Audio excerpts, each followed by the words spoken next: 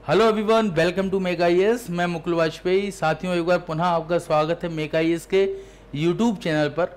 और आज हम लोग बहुत ही शानदार टॉपिक लेकर आए हैं आपके सामने।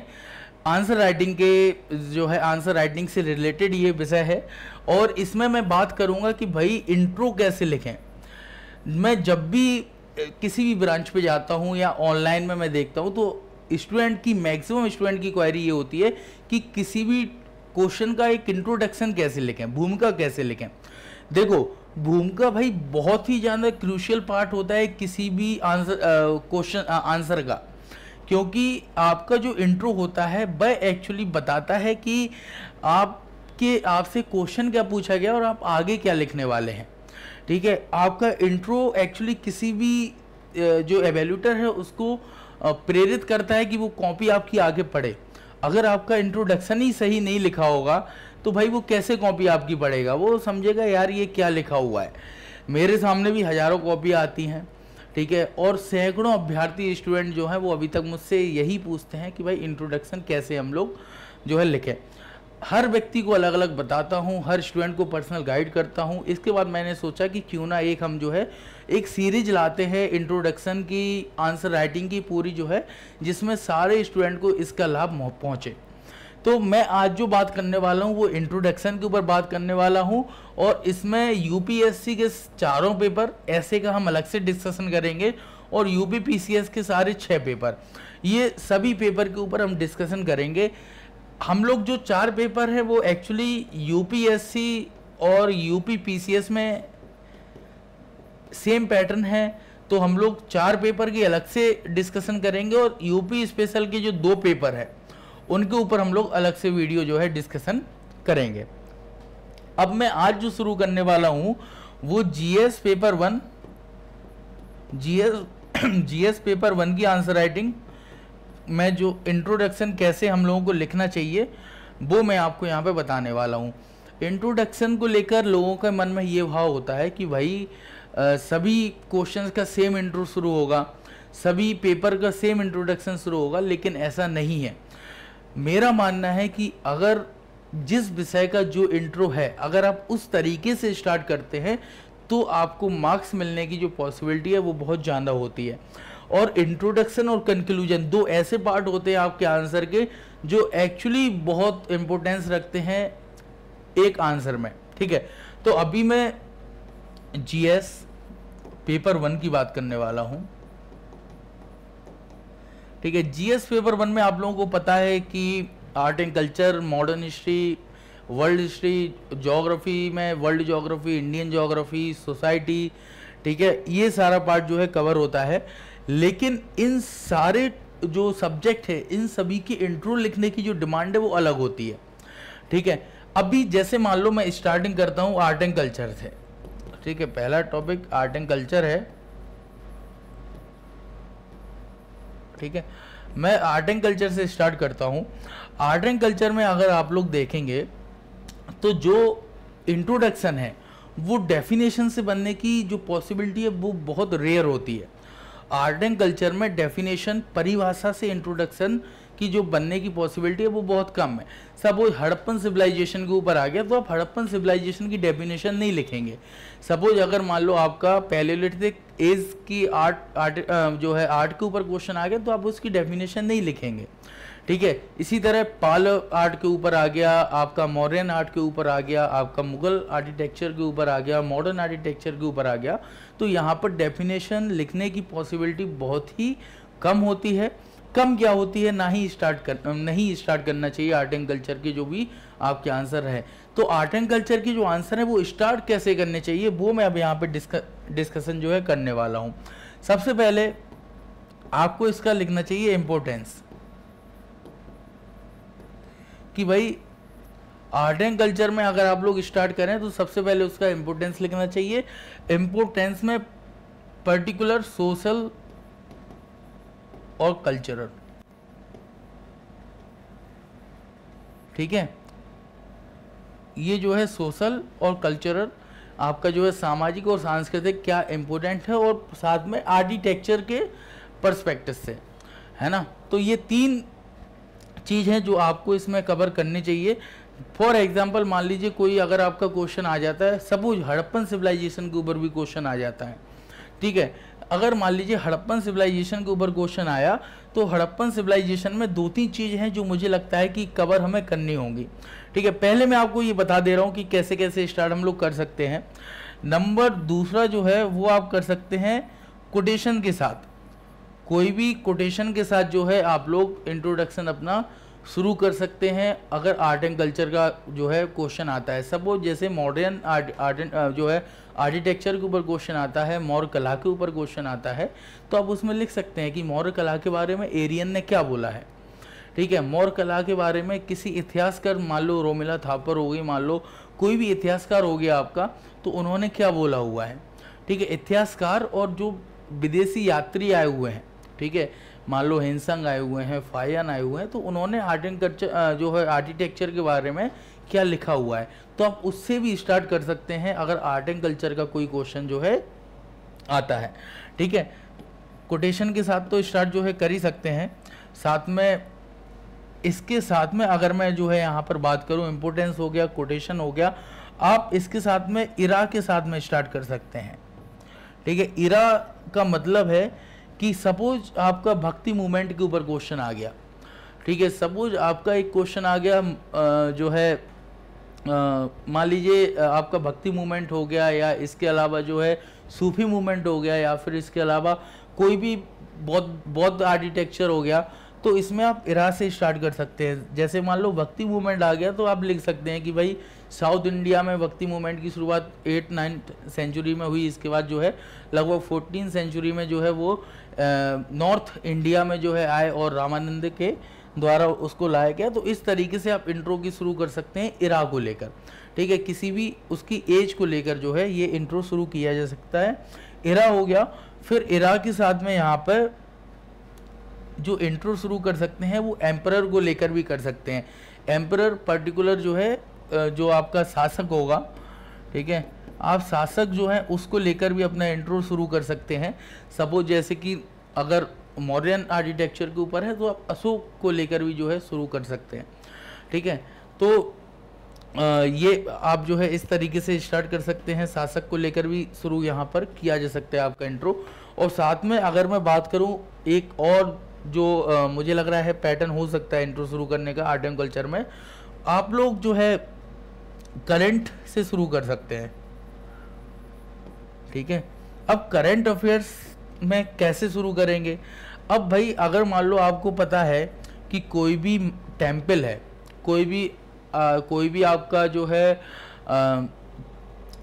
टेम्पल है, कोई भी आपका आर्किटेक्चर जो है आर्किटेक्चर है, कोई भी आपका जो है किसी भी तरीके का अगर मान लो कोई स्मारक है, ठीक है, तो आप उसको सपोज अगर गवर्नमेंट ने कोई एफर्ट कर रही है, गवर्नमेंट जैसे कि उसका रिनोवेशन कर रही है गवर्नमेंट, जैसे कि उसको जो है कंस्ट्रक्शन कर रही है गवर्नमेंट, अगर मान लीजिए उसका यूनेस्को में ले जाने का एफर्ट कर रही है गवर्नमेंट, ठीक है, तो उसको जो है हम लोग करंट से शुरू कर सकते हैं कि भाई हाल ही में ये जो टेम्पल है ये चर्चा में रहा है क्योंकि गवर्नमेंट ने जो है इसका रिनोवेशन स्टार्ट किया है। तो इस तरीके से स्टार्ट कर सकते हैं हम लोग। लेकिन जब आप इससे शुरू करें, ठीक है, करंट से शुरू करें, तो इसको इम्पोर्टेंस से जरूर जोड़ें, ठीक है। तो ये आपको एक जो है देखना पड़ेगा कि आर्ट एंड कल्चर में अगर मैं बात करूं तो इन तरीकों से जो है आप लोग अपना शुरू कर सकते हैं। लेकिन ध्यान ये रखना है कि आपको जो इंट्रो लिखना है, देखो इंट्रो आपको पहले से लिख के रखना होगा। आप किसी भी टॉपिक को पढ़ते हैं, आप उस टॉपिक का इंट्रो पहले बना लीजिए। आर्ट एंड कल्चर में सपोज मौर्यन आ गया तो मौर्यन में आपको पता होना चाहिए कि भाई मुझे स्टेटमेंट के साथ इंट्रो शुरू करना है, ठीक है। नंबर 1 इंट्रो ये हो गया। सपोज आपको लगता है कि भाई एक दूसरा पैटर्न हमारा जो है वो हमें इम्पोर्टेंस के साथ शुरू करना है, तो मौर्य पीरियड की जो आर्ट एंड कल्चर में जो इम्पोर्टेंस रही है, ठीक है, तो उसको लेकर हम लोग एक इंट्रो बना लेंगे और केवल कीवर्ड में ही लिखिए वो चीज़। इसके बाद अगर आपको लगता है कि भाई मैं इराक को लेकर शुरू कर सकता हूँ तो वो इराक को लेकर भी आप शुरू कर सकते हैं, ठीक है। लेकिन अगर इराक को लेकर शुरू करेंगे तब भी उसमें इम्पोर्टेंस आपको लिखना पड़ेगा। तो बेसिकली ये 5 तरीके हैं जो आर्ट एंड कल्चर में आप लोग फॉलो कर सकते हैं इंट्रोडक्शन लिखने के लिए। इन 5 तरीकों के अलावा छठा तरीका फॉलो करने की आवश्यकता नहीं है, क्योंकि इतने में ही आपका काम बन जाएगा। अब सिंपल सी बात है, अगर आपको इंट्रो लिखना है, मान लो मुझे भक्ति मूवमेंट के ऊपर लिखना है, तो भाई इरा मैं सिंपल लिखूंगा कि भाई 8वीं 9वीं सदी, ठीक है, यहाँ पे जो है 14वीं सदी, ये जो है साउथ इंडिया हो गया, ये नॉर्थ इंडिया हो गया, इतने में मेरा काम हो गया। इम्पोर्टेंस में अगर मैं लिखूंगा कि भाई सोसाइटी में क्या जो है चेंज लाए वो लोग, है ना, तो रिलीजियस चेंज हो गया एक, ठीक है, एक सोशल चेंज हो गया। तो भक्ति मूवमेंट में मैं सिंपल इंट्रो लिखूंगा कि 8वीं 9वीं सदी में, ठीक है, साउथ इंडिया में, 14वीं सदी में नॉर्थ इंडिया में शुरू हुआ। इसके द्वारा भारतीय समाज में जो है इंडियन सोसाइटी में काफ़ी सोशल और जो है कल्चरल चेंज लाए गए या रिलीजियस चेंज जो है लाए गए।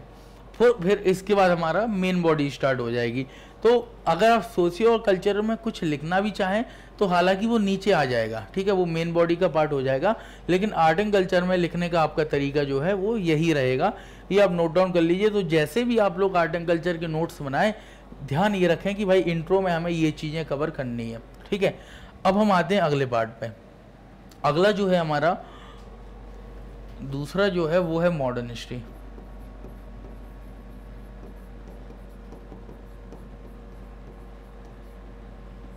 ठीक है, मॉडर्न हिस्ट्री के ऊपर अगर मैं बात करूं तो देखो, मॉडर्न हिस्ट्री में डेफिनेशन से कोई इंट्रो बन जाए इसकी पॉसिबिलिटी बहुत कम होती है, ठीक है। आर्ट एंड कल्चर में भी कम होती है और मॉडर्न हिस्ट्री में भी बहुत कम होती है। तो भाई मॉडर्न हिस्ट्री में कैसे कोई जो है इंट्रो बनेगा, तो मेरा मानना है मॉडर्न हिस्ट्री में जो इंट्रो बनना चाहिए, सबसे पहले हिस्टोरिकल जो बैकग्राउंड है,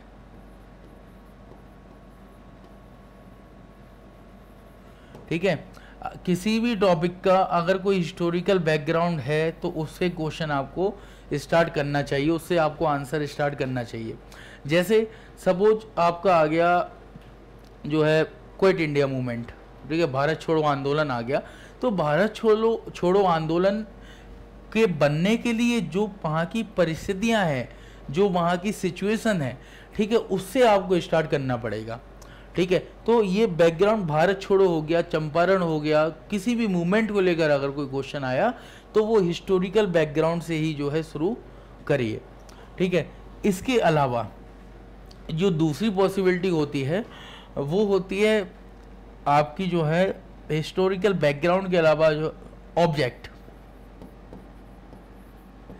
ठीक है, उद्देश्य, कि भाई किसी भी आंदोलन का उद्देश्य क्या है, ठीक है। सपोज क्विट इंडिया मूवमेंट के ऊपर एक देखो, एक तो हिस्टोरिकल बैकग्राउंड के ऊपर क्वेश्चन हो गया, तो हिस्टोरिकल बैकग्राउंड प्लस इसमें फैक्ट भी लिख देना, ठीक है।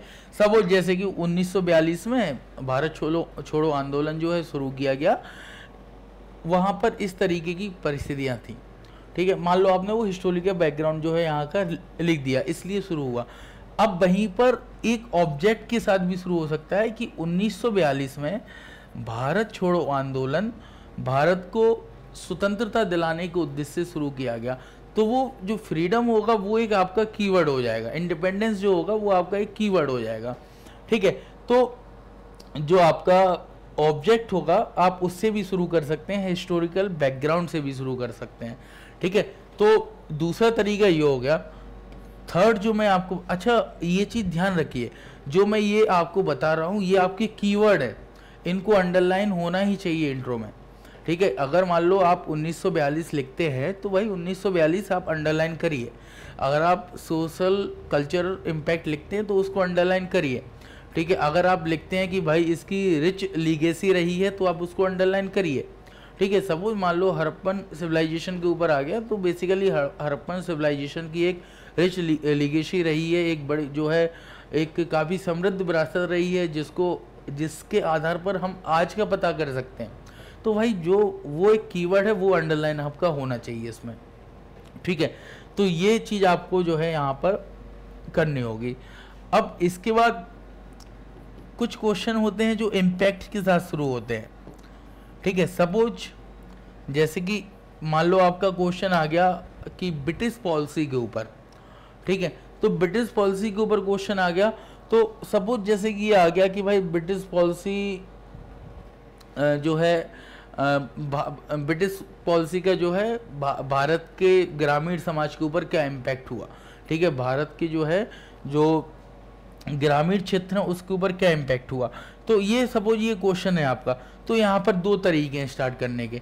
नंबर वन, ऑब्जेक्ट के साथ शुरू करिए कि भाई वहाँ ब्रिटिश काल की जो पॉलिसी है उसका उद्देश्य क्या था। तो आप लिख सकते हैं कि भाई, और सिंपल आपको 3-4 कीवर्ड याद रखने हैं। जैसे अगर ब्रिटिश काल की पॉलिसी के ऊपर क्वेश्चन आ गया तो राजस्व को बढ़ावा देना, ठीक है, ये एक उद्देश्य हो गया उसका, ठीक है। शोषण को जो है बढ़ावा देना, ये हो गया। अपनी राजनीतिक महत्वाकांक्षा की पूर्ति करना, 3 कीवर्ड हो गए, ठीक है। अब ये 3 कीवर्ड होगा तो ये तीनों कीवर्ड आपके अंडरलाइन होने चाहिए। अब मान लीजिए वहीं पर, अब देखो अगर इम्पैक्ट के लिए को लेकर क्वेश्चन आए तब तो ठीक है। अगर सिंपल ब्रिटिश पॉलिसी के ऊपर और कोई क्वेश्चन आ गया, ठीक है, मान लो जैसे कि कोई और क्वेश्चन, जैसे मान लीजिए कोई क्वेश्चन आ गया कि भारत में जो है ब्रिटिश साम्राज्य के द्वारा अपनी नीतियों में लगातार परिवर्तन के क्या कारण थे, है ना। तो अब उन्होंने जो अपनी पॉलिसी में चेंजेस किए उसके क्या रीजन थे।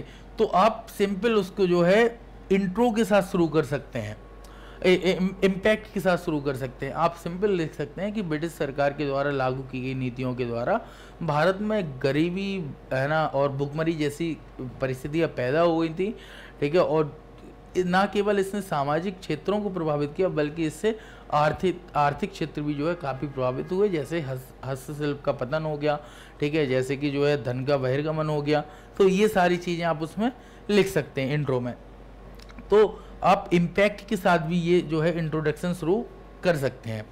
इसके बाद तीसरा जो पैटर्न हो सकता है वो पर्टिकुलर पर्सन के ऊपर होता है। जैसे सपोज मान लीजिए किसी पर्सनालिटी के ऊपर क्वेश्चन आ गया, महात्मा गांधी हो गए, ठीक है, अबुल कलाम आज़ाद हो गए, इसके अलावा मान लीजिए नेहरू हो गए, इसके अलावा चंद्रशेखर आज़ाद हो गए, सुभाष चंद्र बोस हो गए।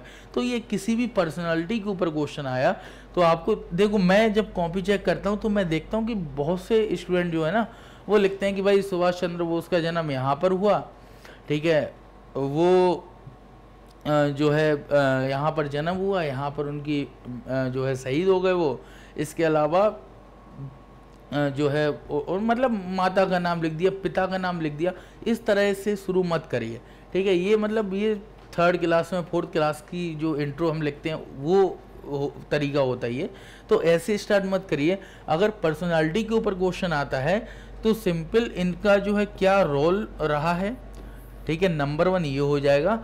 रोल इन द सेंस कि किस सेक्टर में इनका रोल है, किस सेक्टर में, मतलब कि वो राइटर थे, है ना, वो एक जो है बहुत बड़े जो है क्रांतिकारी थे, वो फ्रीडम फाइटर थे, वो एक जो है फिलोसफर थे, वो जो है पॉलिटिकल लीडर थे, ठीक है। तो ये हो गया रोल, बेसिकली ये हो गया। इसके बाद उन्होंने इनका क्या इम्पोर्टेंस है, अगर पर्सन को लेकर आए तो क्या इम्पोर्टेंस है। जैसे अब गांधी का जो इम्पोर्टेंस है वो सत्याग्रह, अहिंसा, मास मूवमेंट, ये 3 चीज़ हो गई। अब गांधी के ऊपर अगर क्वेश्चन आता है तो सिंपल आपको क्या लिखना है कि महात्मा गांधी एक जो है दार्शनिक, ठीक है, और राजनीतिक थे। मतलब उनके द्वारा जो है भारतीय स्वतंत्रता संग्राम में सत्याग्रह, अहिंसा और जो है जनाधार को बढ़ावा दिया गया, ठीक है। इस तरीके से जो है आप इंट्रो लिख सकते हैं। तो बेसिकली इसमें 3 कीवर्ड आपके हो जाएंगे, सत्याग्रह हो गया, है ना, अहिंसा हो गया, और इसके बाद आपका जो है जनाधार या फिर मास मूवमेंट जो है जन आंदोलन को बढ़ावा दिया गया, ठीक है। ये तीन कीवर्ड ये हो गए आपके, ठीक है। इसके बाद जो है बाकी 2-3 चीज़ें ये हो गई कि वो एक दार्शनिक थे, वो एक जो है लीडर थे, वो एक फ्रीडम फाइटर थे, क्रांतिकारी थे, या फिर जो है स्वतंत्रता सेनानी थे। तो इस तरीके से इसका आपको जो है स्टार्टिंग करना होगा। साथ में आप यहाँ पर पर्सन वाले में, तो साथ में आप जो है यहाँ पे पर्सन वाले में एक चीज़ मैं आपको और बताऊँ, आप लोग जो है जो भी इनसे जुड़ी हुई वो है बुक्स है, ठीक है, बुक्स हो गया, बुक्स में नहीं लिखिए, एक मिनट, ठीक है, बुक्स मत लिखिए। इन ऑर्गेनाइजेशन जो भी हो, जो भी ऑर्गेनाइजेशन संगठन इनसे जुड़े हुए हों, आप उसका नाम भी जो है यहाँ पे लिख सकते हैं। तो सपोज जैसे किसी ऑर्गेनाइजेशन का नाम आपको आता है समझ में, तो आप जो है वो ऑर्गेनाइजेशन का नाम भी यहाँ पे लिख सकते हैं। जैसे अंबेडकर के ऊपर क्वेश्चन आ गया तो अंबेडकर के ऊपर जो है आप ये लिख सकते हैं। अंबेडकर के ऊपर क्वेश्चन आया तो सबसे पहले जो है आपने इनका जो है रोल किस सेक्टर में जो है ये रहे हैं, इसके बाद इनका क्या इम्पोर्टेंस रहा है भारत के लिए, फ्रीडम मूवमेंट में, संविधान में, भारतीय समाज में, फिर ये किस संगठन से जो है जुड़े रहे हैं। तो ये 3 चीज़ें आपकी इंट्रो में होनी चाहिए। अगर किसी व्यक्ति के ऊपर क्वेश्चन आता है, तो किसी पर्सनालिटी के ऊपर क्वेश्चन आता है, तो ये 3 चीज़ें जो है आपको यहाँ पे कवर करनी होगी। तो अगर मॉडर्न हिस्ट्री के ऊपर क्वेश्चन आता है तो बेसिकली ये जो है 4 तरीके हैं जो आपको यहाँ पर लिखना होगा। हिस्टोरिकल बैकग्राउंड, आप किसी को भी देखिए, आप बंगाल विभाजन से शुरू करिए, आप कांग्रेस के गठन से शुरू करिए, ठीक है। मॉडर्न हिस्ट्री सपोज जैसे कि आप 1857 की क्रांति से भी शुरू अगर करेंगे तो जो है 1857 की क्रांति में हिस्टोरिकल बैकग्राउंड लिखेंगे आप पहले, ठीक है। इसके बाद हिस्टोरिकल बैकग्राउंड अगर हो गया प्लस फैक्ट, ठीक है, फैक्ट और हिस्टोरिकल बैकग्राउंड हो गया। इसके बाद आप चाहे उसका जो रीजन हो वो लिखेंगे या जो भी हो वो लिखेंगे। आप 1857 की क्रांति के बाद कांग्रेस का गठन लिखिए। अब कांग्रेस का गठन में भी आप सिंपल हिस्टोरिकल बैकग्राउंड ही लिखेंगे कि कांग्रेस की जो इमरजेंस है उसके पीछे क्या रीजन रहे हैं, वहाँ की क्या परिस्थितियाँ रही हैं, क्या सिचुएशन है वो। इसके बाद बंगाल विभाजन में आप लिखेंगे तब भी हिस्टोरिकल बैकग्राउंड लिखेंगे, है ना। आप 1909 के एक्ट के ऊपर लिखेंगे तब भी जो है उसका हिस्टोरिकल बैकग्राउंड लिखेंगे, ठीक है। हिस्टोरिकल बैकग्राउंड के साथ में यहाँ पर एक चीज़ और हम लोग लिख सकते हैं, है ना, इसका इम्पोर्टेंस,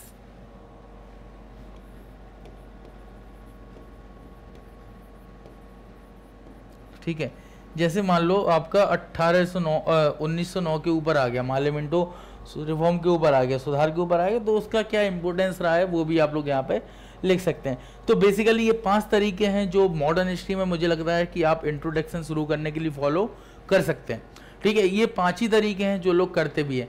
अब इसमें आप लोग एक और चीज़ ऐड कर सकते हैं, वो कोई कोटेशन है, जैसे भारत छोड़ो आंदोलन हो गया, असहयोग आंदोलन हो गया, इंडिविजुअल मूवमेंट हो गया, मतलब कोई भी आपका जो है मूवमेंट हो गया, उसमें अगर आपको लगता है कि कोई कोटेशन मेंशन किया जा सकता है तो वो कर सकते हैं। गांधी के ऊपर क्वेश्चन आया तो आपको लगता है कि भाई कोई कोटेशन आइंस्टाइन का हो गया या कोई भी हो गया, वो ऐड कर सकते हैं, तो आप लोग ऐड कर सकते हैं। लेकिन मैं आपको एडवाइस दूंगा कि जो है जब भी कोटेशन ऐड कीजिए तो आप क्या करिए, जैसे सपोज ये आपका पूरा पेज है, ठीक है, ये आपका सपोज पूरा पेज है, तो आपने यहाँ से अपना आंसर शुरू किया, सपोज यहाँ से आपने स्टार्ट किया और आपने जो है यहाँ तक सपोज जैसे इंट्रो लिखा, है ना, यहाँ से लेके यहाँ तक आपने इंट्रो लिखा, तो इसके बाद आप जो है यहाँ पर जो है कोई स्टेटमेंट कोटेशन लिखिए, कोई भी उद्धरण जो है वो यहाँ पर लिखिए और यहाँ पर नाम लिख दीजिए, ठीक है। जैसे मान लो किसी ने, चर्चिल ने कोई स्टेटमेंट दिया है ना, या फिर किसी व्यक्ति ने, तो और कोशिश करिए कि ये जो स्टेटमेंट है ये एकदम अलग दिखे आपका, क्योंकि भाई ये बहुत इम्पैक्ट डालता है स्टेटमेंट आपकी आंसर राइटिंग के ऊपर। तो कोशिश करिए ब्लैक पेन से लिखा हो तब भी ठीक है, ब्लैक से ना भी लिखा हो अगर ब्लू से ही लिखा हो तब भी ठीक है, लेकिन लिखिए एकदम क्लियरिटी के साथ। इंट्रो के बाद आपका जो है स्टेटमेंट, इस तरीके से आप जो है शुरू कर सकते हैं अपने स्टेटमेंट को। अब मैं बात करता हूँ तीसरे जो है उसकी टॉपिक की या फिर सब्जेक्ट की, जो कि आपका वर्ल्ड हिस्ट्री, ठीक है, विश्व इतिहास। वर्ल्ड हिस्ट्री में देखो 2-3 तरीके से इंट्रो शुरू हो सकता है। नंबर 1 तो वही मैंने बोला है कि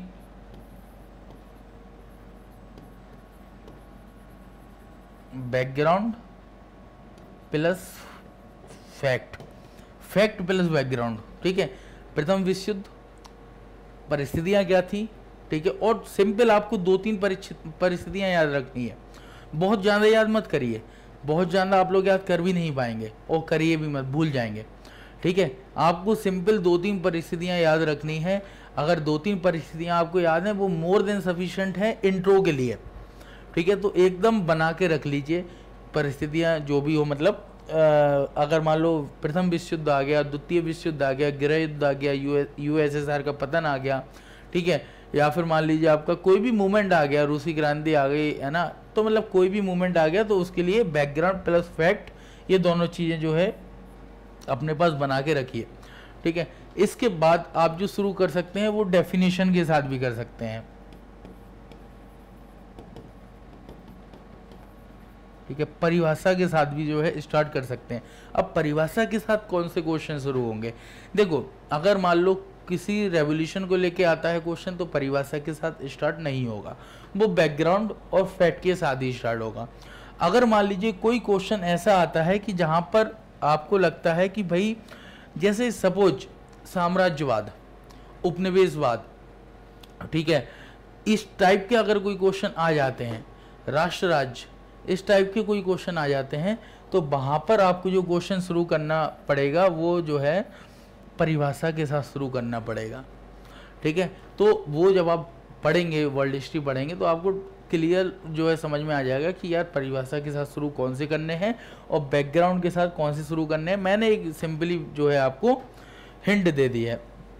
थर्ड इसमें जो आप शुरू कर सकते हैं वो इम्पोर्टेंस,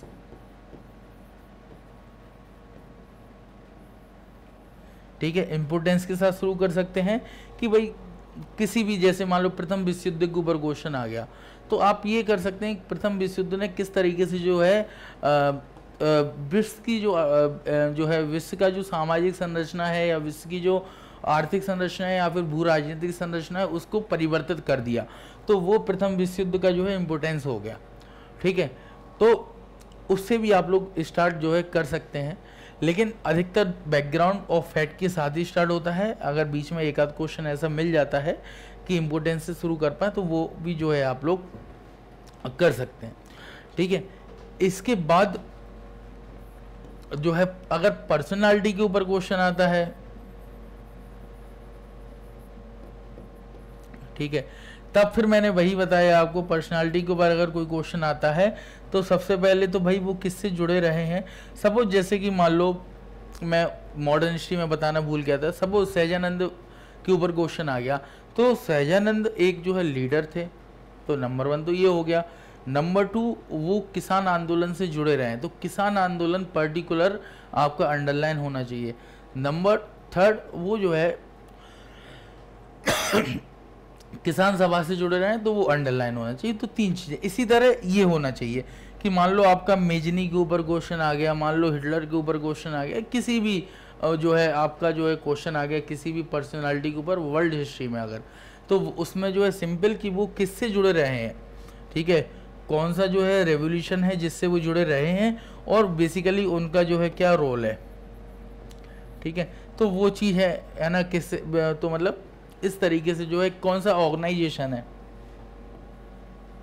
रेवोल्यूशन हो गया, ठीक है, और यहाँ पे ऑर्गेनाइजेशन हो गया।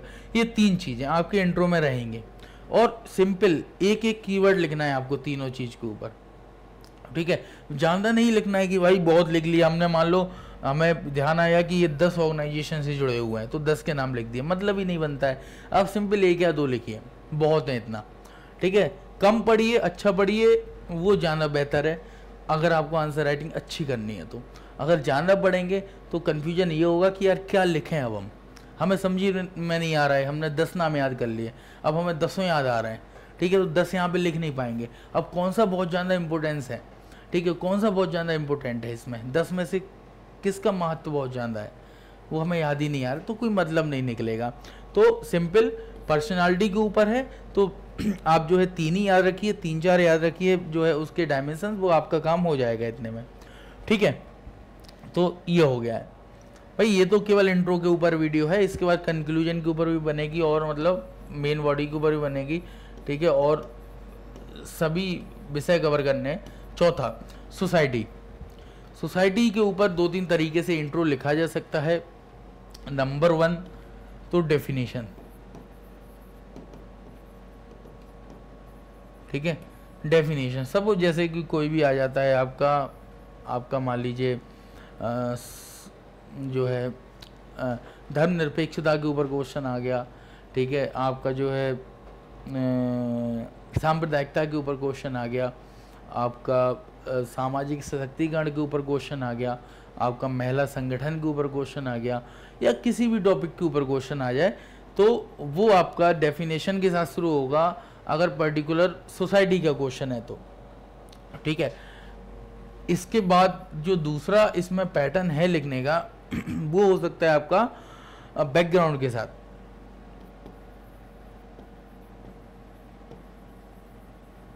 ठीक है। अब बैकग्राउंड के साथ कौन से क्वेश्चन शुरू होंगे? सपोज जैसे कि एक क्वेश्चन आ गया दलित मूवमेंट, ठीक है। सपोज जैसे कि एक आ गया कि जो है मान लीजिए आपका अगर मान लीजिए दलित मूवमेंट हो गया, आपका मान लो एजुकेशन के ऊपर क्वेश्चन आ जाए बैकग्राउंड को लेकर ही, ठीक है, कि भारत में मान लो शिक्षा का विकास है ना, इस टाइप का कोई क्वेश्चन आ जाए, या फिर मान लीजिए आपका कोई और मूवमेंट को लेकर आ जाए, है ना, आपका नारी आंदोलन, नारीवादी आंदोलन को क्वेश्चन आ जाए, ठीक है, या महिला संगठन को लेकर क्वेश्चन आ जाए, तो महिला संगठन में भी जो है आप इस तरीके से लिख सकते हैं। तो आपको क्या करना है, इसमें हिस्टोरिकल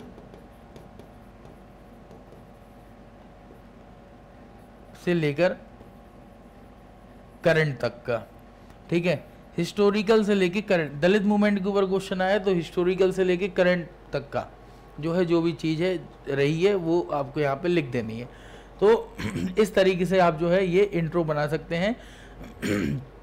पर्टिकुलर अगर किसी जो है मूवमेंट को लेकर कोई क्वेश्चन आता है तो, ठीक है, सोसाइटी में। इसके बाद सोसाइटी में जो थर्ड तरीका है ना वो लिखने का, वो आपका डेटा है, ठीक है।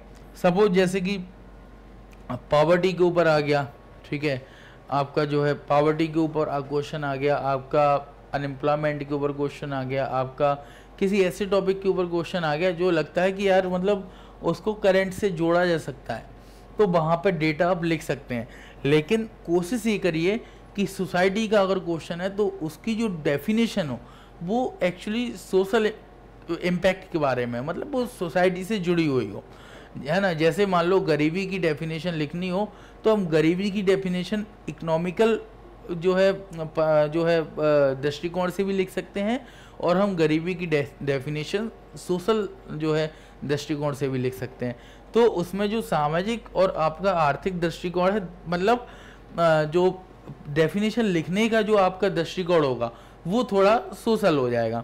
तो आपको ध्यान ये रखना है। प्लस इसमें फिर क्या करना है, करंट का अगर कोई डेटा है तो उससे जो है वो चीज़ जोड़ देनी है। तो अगर सोसाइटी का कोई क्वेश्चन है तो वो इन 3 तरीके से ही स्टार्ट होगा, ठीक है। इसके अलावा अगर आप चौथा तरीका कोई खोज लें तो वो अच्छी चीज़ है, ठीक है। अदरवाइज मैं तो ये कहूँगा कि इन 3 ही तरीके से स्टार्ट करिए। हाँ, स्टेटमेंट वाला मैंने बताया है, स्टेटमेंट आप लगभग चारों पेपर में, ठीक है, इवन यूपी की अगर मैं बात करूँ तो सारे 6 पेपर में डाल सकते हैं जहाँ पर नीड हो और जहाँ पर आपके पास अवेलेबल हो, ठीक है। तो इस तरीके से सोसाइटी का जो है क्वेश्चन आपके स्टार्ट होंगे।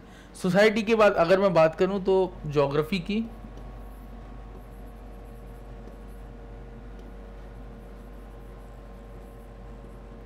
ठीक है, भूगोल में वर्ल्ड ज्योग्राफी और इंडियन ज्योग्राफी दोनों शामिल हैं।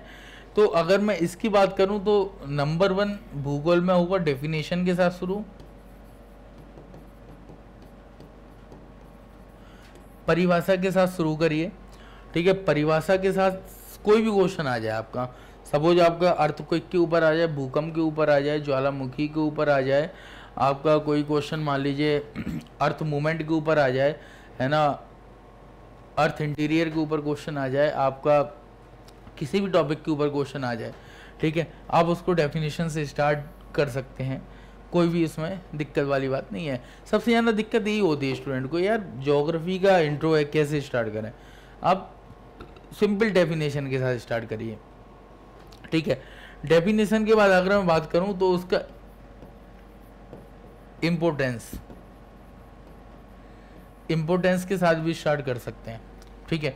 अगर किसी भी टॉपिक के ऊपर क्वेश्चन आ जाए, फॉर एग्जांपल अगर इम्पोर्टेंस की मैं बात करूं तो जैसे कि मान लीजिए इम्पोर्टेंस इन द सेंस कि मान लीजिए आपका जो है बेसिकली दो डेफिनेशन फिनोमेना क्या है ना, ये घटना क्या है, ला नीना आ गया आपका, है ना, एल नीना हो गया।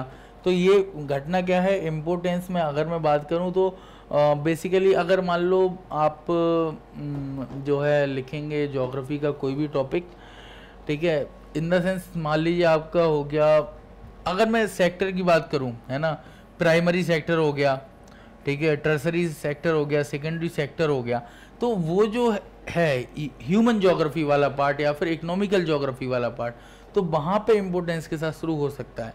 सब वो क्वेश्चन आता है प्राथमिक क्षेत्र के ऊपर, तो प्राथमिक क्षेत्र का इंडिया में क्या इम्पोर्टेंस है, ठीक है, तो भारत में क्या इम्पोर्टेंस है उसके ऊपर आ सकता है। तो पहले प्राथमिक क्षेत्र की डेफिनेशन कि भाई इसमें कौन कौन से शामिल होते हैं, फिर उसके बाद जो है आप इसमें इम्पोर्टेंस बेसिकली एक जो है डेटा को या एग्जाम्पल के साथ लिख सकते हैं, ठीक है।